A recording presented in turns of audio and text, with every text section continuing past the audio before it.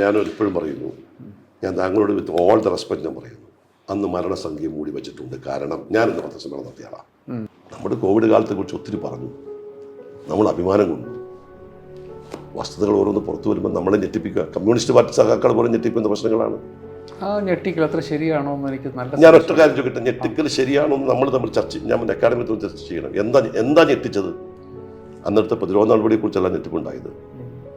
അന്ന് 10 രൂപയ്ക്ക് ഉണ്ടായിരുന്ന ഒരു ഗ്ലൗസിന് ഇത്ര പൈസ കൊടുത്തു, 440 രൂപ ഉണ്ടായിരുന്ന ഒരു PP കിറ്റിന് ഇത്ര പൈസ കൊടുത്തു എന്ന് പറയുന്ന ഒരു സത്യം പുറത്തു വന്നപ്പോൾ, ഒരു സത്യം പുറത്തു വന്നു. ആ സത്യമാണത്, അത് ഞെട്ടിപ്പിക്കുന്നതല്ല, ആ സത്യമാണ്. അപ്പോൾ ജനങ്ങളുടെ സംശയങ്ങൾ ഉണ്ടാകുന്നു. അപ്പം നമ്മൾ കുട്ടിഘോഷിച്ചതാണോ നടന്നതിനെ കുറിച്ച് സംശയം. അവിടെയാണ് എൻ്റെ ബേസിക് ആയിട്ടുള്ള പ്രശ്നം. അത് നമ്മൾ സാധാരണ മനുഷ്യരുടെ ബുദ്ധിയെ ചോദ്യം ചെയ്യുന്നതല്ലേ.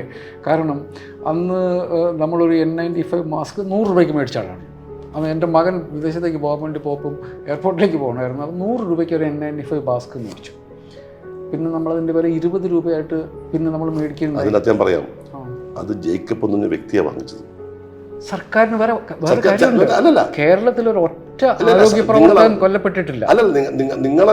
നിങ്ങളാ വാങ്ങിച്ചത്. പക്ഷെ ഇവിടെ കിട്ടിയ ഞാൻ 440 രൂപ അന്നും ഞാൻ PP കിറ്റ് വാങ്ങിയിട്ടുണ്ട്. ഞാൻ PP കിറ്റ് ഇട്ടുകൊണ്ട് ഞാനത് പറയാൻ കാരണം, ഞാൻ PP കിറ്റ് ഇട്ടുകൊണ്ട് ബോഡി സംസ്കരിക്കാൻ പോയ ആളാണ് ഞാൻ. അന്ന് എൻ്റെ നിയമമണ്ഡലത്തിൽപ്പെട്ട 1-2 ബോഡികൾ വിദേശത്തുള്ള ആളുകൾ, എന്താ അവരുടെ ബന്ധുക്കളും വിദേശത്താണ്.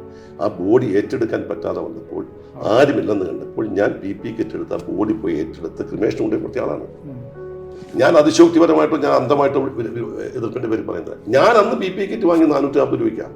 ഞാൻ 5 PP കിറ്റ് വാങ്ങി എൻ്റെ കൂടെ വന്ന് ഞാൻ വിതരണം ചെയ്തു. എനിക്കത് അതിൻ്റെയൊക്കെ ടൈം ലൈൻ, കാരണം ഇതേ CAG തന്നെ കർണാടകത്തിൽ ഈ നമ്പർ പറഞ്ഞിട്ടില്ല. കർണാടകത്തിൽ അദ്ദേഹത്തിന് പ്രശ്നം ഉണ്ടായിരുന്നില്ല. രണ്ടാമത്തെ കാര്യം, നമ്മളന്ന് എനിക്ക് അക്കാര്യത്തിൽ പിന്നെ CAG ഫൈൻഡിങ്ങിനോടും UDFിൻ്റെ പ്രചരണത്തോടും അത് എതിർക്കുന്ന ഇത്രയുള്ള അതിൻ്റെ ലോജിക്ക്. കേരളത്തിലെ ഒരൊറ്റ ആരോഗ്യ പ്രവർത്തകനും മരിക്കാതെ കൊണ്ടു നടക്കാനുള്ള ഉത്തരവാദിത്വം സംസ്ഥാന സർക്കാരുണ്ടായിരുന്നു. They went to any extent. അതിൻ്റെ അകത്ത് എവിടെയെങ്കിലും അഴിമതി ഉണ്ട് എന്ന് നിങ്ങൾ പറഞ്ഞാൽ, ഞാനൊരിപ്പോഴും പറയുന്നു, ഞാൻ താങ്കളോട് വിത്ത് ഓൾ ദ റെസ്പെക്ട് ഞാൻ പറയുന്നു, അന്ന് മരണസംഖ്യ മൂടി വെച്ചിട്ടുണ്ട്. കാരണം ഞാനിന്ന് പത്രസമ്മേളനം നടത്തിയ ആളാണ്. മരണസംഖ്യ ഇപ്പോഴും ഞാൻ അതിനെക്കുറിച്ച് അന്വേഷിച്ചു. എനിക്ക് കിട്ടിയ മറുപടി, ഞാൻ വിവരാവകാശത്തിന് കൊടുത്തു കഴിഞ്ഞപ്പോൾ അതിൻ്റെ മറുപടി തരാൻ പറ്റില്ല എന്ന് എനിക്ക് മറുപടി കിട്ടിയിട്ടുണ്ട്. ഒരു ബോഡി ഒരു ആശുപത്രിയിൽ ചെന്നാൽ ഇന്ന് കേരളത്തിൽ നടക്കുന്ന എല്ലാ മരണത്തെക്കുറിച്ചിട്ടും സർക്കാർ ആശുപത്രിയിൽ കണക്ക് പോകണം. ഞങ്ങൾ അന്ന് സംശയിച്ചു, ഞാനിന്ന് പത്രസമ്മേളനം നടത്തിയ ആളാണ്. ഇവിടെ മരണത്തിന് സർക്കാർ ആശുപത്രി കണക്ക് പോയിട്ടുണ്ടോ? കിട്ടിയിട്ടില്ല. ഞാൻ പ്രാദേശിക തലത്തിൽ അന്വേഷിച്ചു, അതിൻ്റെ കണക്കുമായിട്ട് വ്യത്യസ്തം വന്നു. ഞാൻ ഗവൺമെൻറ്റിനോട് ചോദിച്ചു, ഞാൻ വിവരാവകാശ കമ്മീഷൻ കൊടുത്തു. എനിക്ക് കിട്ടിയ മറുപടി, അപ്പോൾ എവിടേക്ക് മൂടി വെച്ചിട്ടുണ്ട്? കേരളത്തിൽ വന്നിരിക്കുന്ന അതിൻ്റെ ഒറ്റ ആൾ പോലും മരിച്ചിട്ടില്ലെന്ന് ഞാൻ വിശ്വസിക്കുന്നില്ല. ഞാൻ പറഞ്ഞത് ഒറ്റയാൾ മരിച്ചില്ലെന്ന് പറഞ്ഞാൽ ആരോഗ്യ പ്രവർത്തകർ മരിച്ചിട്ടില്ല. ആരോഗ്യ പ്രവർത്തകർ മരിക്കാത്തത് മറ്റേ മരണം ഇത് ഞാനും ശ്രദ്ധിച്ചിട്ടുള്ള കാര്യം. കാരണം ഞാൻ ഒരു പത്രപ്രവർത്തകനാണ്. അപ്പോൾ എൻ്റെ പണിയുടെ ഭാഗമായിട്ട് ഈ ഏജൻസിയിൽ നിന്ന് റിപ്പോർട്ട് വരുമ്പം എല്ലാ ദിവസവും കൃത്യമായിട്ടും കേന്ദ്ര സർക്കാർ ഇതിൻ്റെ മരണങ്ങൾ അപ്ഡേറ്റ് ചെയ്യുമായിരുന്നു. അത് നമ്മുടെ കോവിഡിൻ്റെ വ്യാപനമൊക്കെ കഴിഞ്ഞ്, കോവിഡിൻ്റെ എല്ലാ പ്രശ്നങ്ങളും കഴിഞ്ഞതിന് ശേഷവും ഒരു കോവിഡ് അപ്ഡേറ്റ് വരും രാവിലെ. അതിൻ്റെ അകത്ത് എല്ലാ ദിവസവും കേരളത്തിൽ നിന്നുള്ള മരണങ്ങൾ, കേരളത്തിൻ്റെ നമ്പർ അപ്വേർഡായിട്ട് റിവൈസ് ചെയ്യും. ഒരു മരണം, 2 മരണം, 3 മരണം കൂടി കേരളത്തിൽ നിന്ന്. ഇന്ത്യയിൽ 28 സംസ്ഥാനങ്ങളുണ്ട്. കേരളത്തിൽ നിന്ന് മാത്രമാണ് ഈ അപ്ഡേറ്റുകൾ വന്നുകൊണ്ടിരുന്നത്.